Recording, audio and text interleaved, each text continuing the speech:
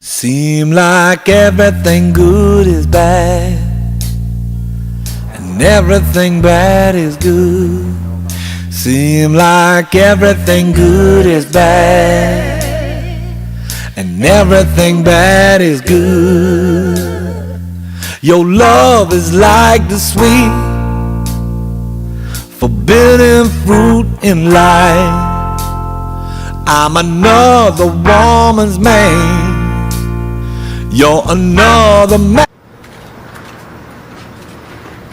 So, episode number 3 of Everything You Need to Know About Fishing.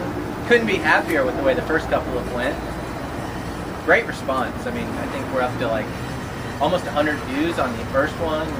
Second one just aired today. I mean, we're up to 5 or 6 at least. So, really, you know, for a new show, can't beat that. I mean, in fact, we already have an audience. I mean, yeah, today we're coming to you from a live studio audience, and what we like to do is change things up and talk about some things that maybe people haven't tried before.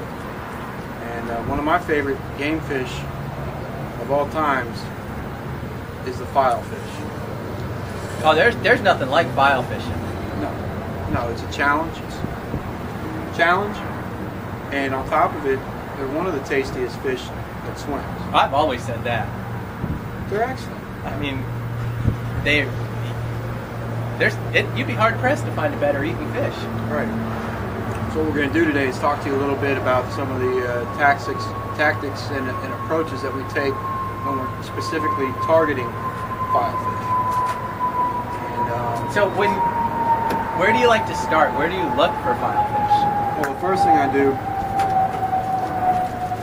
I pull out my Florida Now, this Sportsman. is typically during the day or at night. This is during the daytime. So you always have good quality polarized I glasses. always have good quality polarized glasses. Skip, we'll see you back there. Ocean eyes. I want to see that wherever it is and send it to my website. Thank you. You got it. So the first thing I like to do is I like to pull out my Florida Sportsman fishing chart. I open it up. I look for the area that we're fishing, and we're fishing in Palm Beach. And the first thing I like to do is, I don't know if you guys can see this here, is I like to look for the F on the chart. And once I find the F stands for filefish. Once I find that F, I mark the GPS coordinates, I drive the boat straight out there, shut the boat down, I start chumming right away. I have a different technique. I run out the inlet and I turn the boat off. And I just start drifting. Sometimes I say, "Here, filefish! Here, filefish!" They come up. It's important because So what kind of tackle do you use for filefish? well, that's one of the most important things. Like hook and line file fishing. True sportsman is fishing for filefish with hook and line.